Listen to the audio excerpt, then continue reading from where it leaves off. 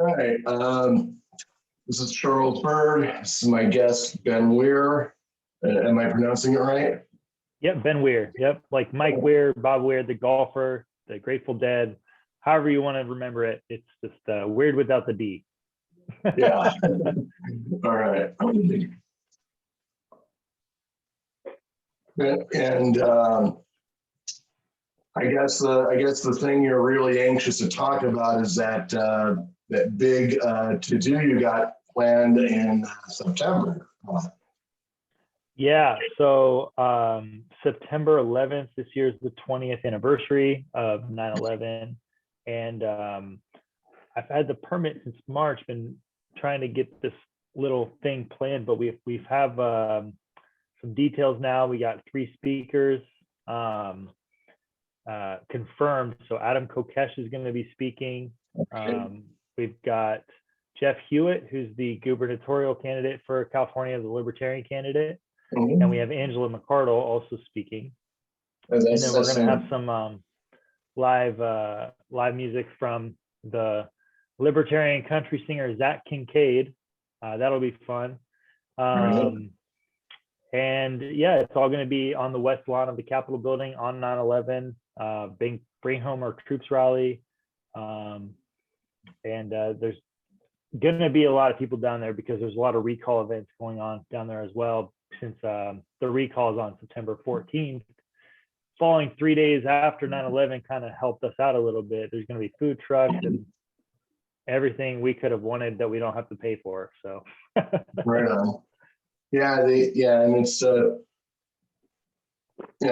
one of the good things about Jeff Hewitt being there is that a libertarian governor would be far more helpful with defending the guard stuff than someone like Larry Elder, who was a cheerleader for Bush and his wars back in the day. Yep. Yeah, I think getting Jeff Hewitt in there would be great, and hopefully he does really well. I think the Libertarian Party did a great thing in California here by only running one candidate as a Libertarian, whereas the Democrats and Republicans are both very split. There's like 20 to 30 candidates fighting for a percentage, basically, and even Larry Elder is still going to try to do this as a write-in candidate.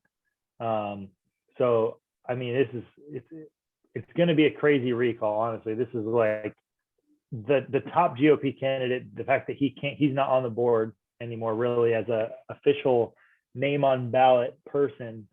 I don't know if they've changed that, but I know that Larry was. They did. He was able to. Yeah, he was able to go to court and the judge ruled in his favor, so he is on the ballot. Oh wow, okay. Well, I mean, either way, it kind of helps the Libertarian Party out a lot to have that much division within the Republican Party. The Democrats are running a few people. Honestly, they're probably really more so no names on the Democrat side. But the fact that Newsom can't have a Democrat like symbol by his name is huge as well, because he missed his own cutoff date. So it's going to be a really crazy recall election. Yeah, I mean, having lived through another one, I can tell you right now that all recall elections are crazy. You can win with like 20% of the vote. It's insane. I wish presidential elections were like that. So back to the rally. Now we could have anti-war rallies any other day of the year, but September 11th, the anniversary. It's when we start seeing a lot of the jingoism, stand behind our troops, get in front of them, stuff. Yep. I mean, weren't you concerned at all that it would be a sore spot for some people holding it on the 20th anniversary, a milestone anniversary? I've been getting a lot of like mixed feedback on this too, because like obviously Joe Biden was saying he's bringing home the troops from Afghanistan. And some people think that that just means all our troops are coming home. But the reality is we're not just at war with Afghanistan, we're at war with 7 different countries over here. So, and we're intervening in like 140 countries. So at the end of the day, bringing home our troops from Afghanistan doesn't really mean jack, because we're just going to send them off to these other 6 countries that we're still involved with meaningless interventionism, and I mean, there's definitely some, I'm sure that the recall stuff's going to take some people down to the Capitol that are very pro-war and, support our troops, get behind them, blah, blah, blah. I was an Army veteran myself. So, I understand these people very well, but I also know that like over 60% of all veterans are against intervening in the Middle East, because they know it's just an endless nonsense war. Like there's like literally no point to it. And the fact that people don't realize that like the best thing you can do for our troops after 20 years of sending them overseas, now really it's been longer than that, but the best thing we can do, the safer our country would be to have them here in the United States, we could decrease our military budget by over 70% and still have the top funded military in the entire world. It's really crazy, like how much money and how much money it costs to send troops overseas. And like other countries don't have a military budget because we're doing the job for free. What I mean? Like we could bring them home and let other countries start chipping in and doing whatever they do. So I mean, and interventionism, I mean, it was still a damn fly. Almost got him too. Yeah. Anyway, I think I might invest money in that fly zapper thing that Horton keeps pushing on his show. Oh, nice. But anywho, interventionism was even a thing before 9/11. When I was in high school, right, I had considered serving because I had recruiters from literally all 4 branches, trying to court me, and the Michael New case was still in the news. I mean, if you remember that. I mean, they've been sending people over there since the 60s. And honestly, like, Bill Clinton had, Desert Storm or whatever. There's a lot of good evidence out there that could suggest that 9/11 was just backblast for what we did to them during the late 90s. You know what I mean? And people don't want to see that. People don't want to see that our interventionism is causing, like, obviously problems overseas, problems for our economy, but like it's a very serious risk to be dabbling in other people's political affairs. The fact that we haven't had another catastrophic event like 9/11 happen to us over the last 20 years is absolutely mind-blowing, because they really, like, they've been recruiting. Their numbers are higher probably than they ever have been when it comes to like Al-Qaeda. We had their numbers down below 200. Now there's over 40,000 nationwide. The fact that we haven't had another 9/11 catastrophic event in this country, just based off the fact that we're bombing the crap out of all their cities and towns, is actually crazy. So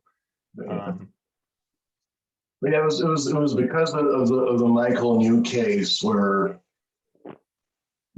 you had a specialist who was being sent to Macedonia under the command of a Finnish general, and he refused to wear the UN insignia in his uniform, and he got into some very serious trouble over that.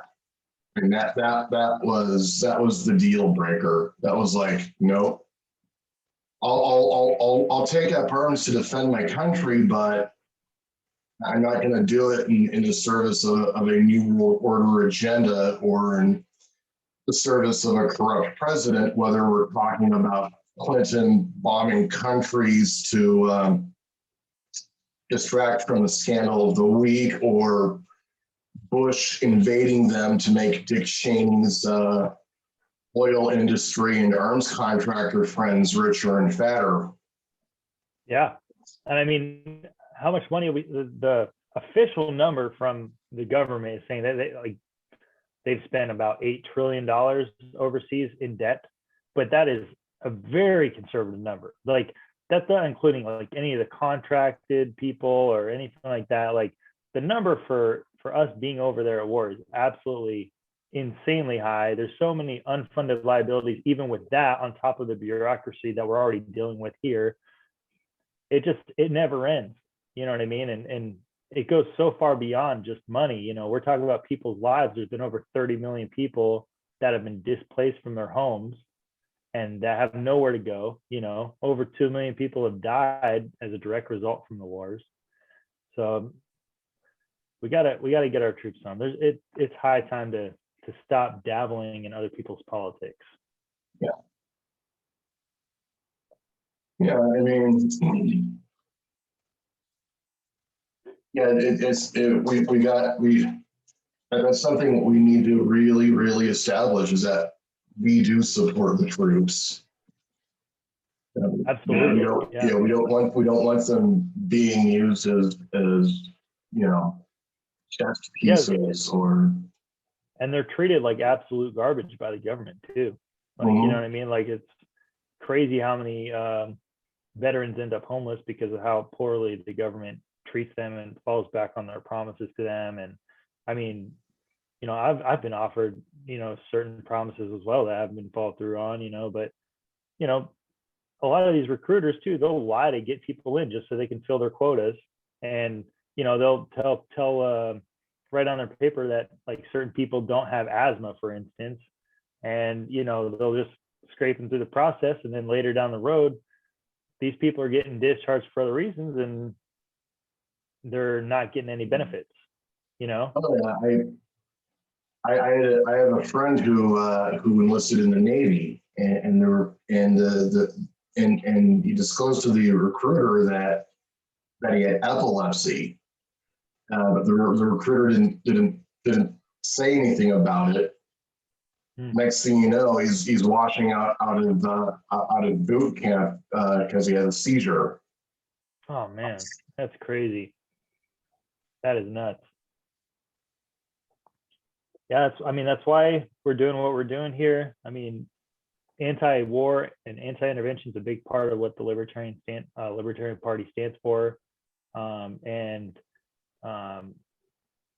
20th anniversary, it's the perfect opportunity for us to get our voice back out there and really like be the staple up here in Sacramento, you know, at the Capitol building, right in the middle of all the recall chaos going on. Like, remind them like, hey, the recall is serious business, but we have other serious business we need to attend to. Yeah. You know, like, we need to remind people like we're sending the kids of people who served 20 years ago overseas right now to go fight for a pointless cause, you know.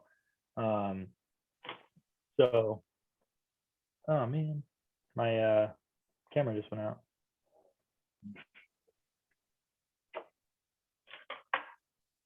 Hold on one sec.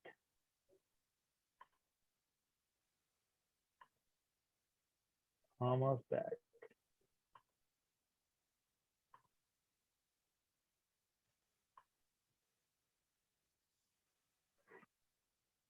Are you still there, Charles?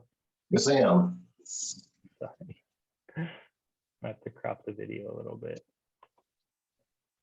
Man, I don't know what the heck is going on. I think my camera like ran out of battery or something.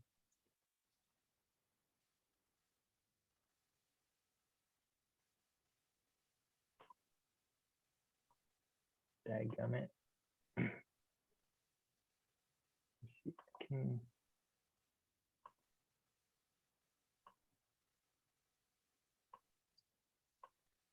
really lame. It's like not even showing me that I can use my here, I've got an extra webcam. I'll try to hook this up real quick.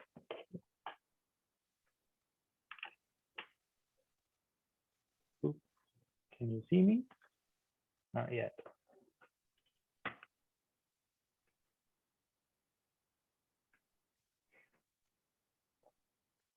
Sweet. I think I'm back. Give me a sec.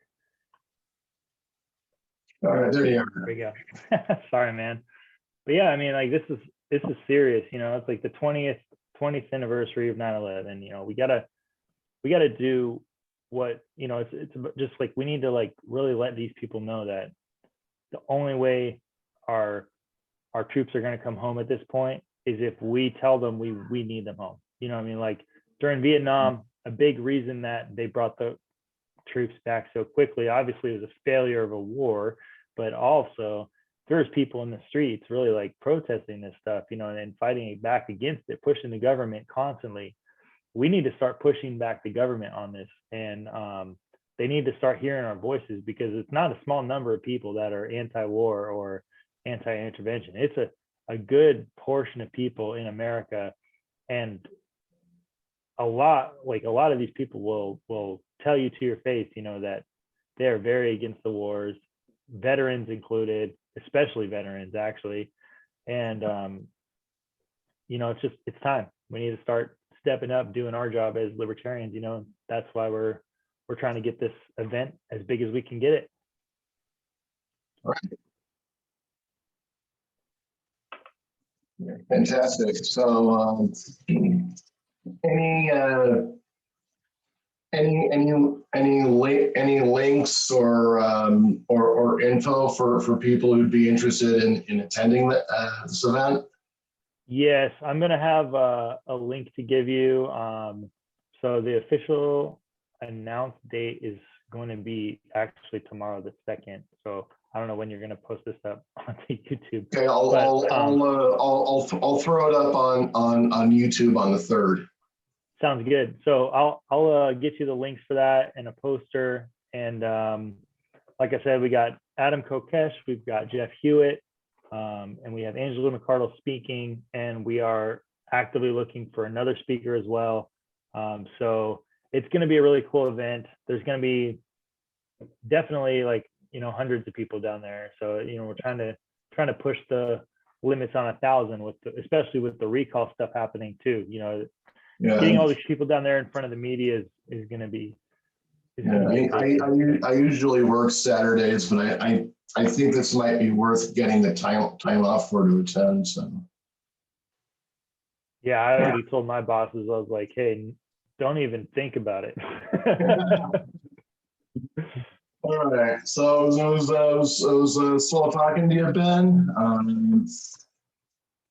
Yeah, you too, Charles. And you know, I'm looking forward to everything we have going on with the Libertarian Party, and it's going to be a good fall. So yeah, it will be. So all right. Okay, so I'll be seeing you around. Yes, sir.